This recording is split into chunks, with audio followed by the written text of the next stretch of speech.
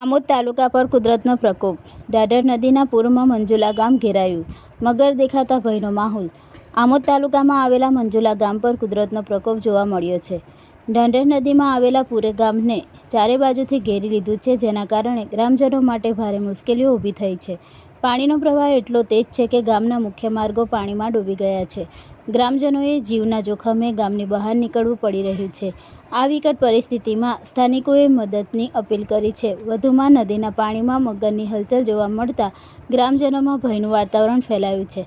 આમોદથી નવીનગરી તરફ જતા મુખ્ય માર્ગ પર કમરસમાં પાણી ભરાઈ ગયા છે, જેના કારણે દૈનિક અવરજવર ખોરવાઈ ગઈ છે. શાળાઓ અને ઓફિસો જતા લોકો અંટવાઈ પડ્યા છે અને દૂધ, શાકભાજી જેવી જીવન જરૂરિયાતની ચીજવસ્તુઓ મેળવવામાં પણ મુશ્કેલી પડી રહી છે. આ પૂરમાં ખેડૂતોને સૌથી વધુ નુકસાન થવાની ભીતિ છે. ખેતરો સંપૂર્ણપણે જળમગ્ન થઈ ગયા છે, જેના કારણે ઊભા પાકને ભારે નુકસાન થવાની સંભાવના છે.